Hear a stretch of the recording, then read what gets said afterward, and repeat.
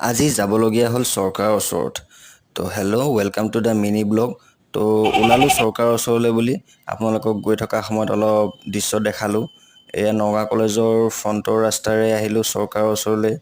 তো ফাইনেলি আহি পালোহি চৰকাৰ। এয়া হৈছে চৰকাৰ ইলেক্ট্ৰিকেল।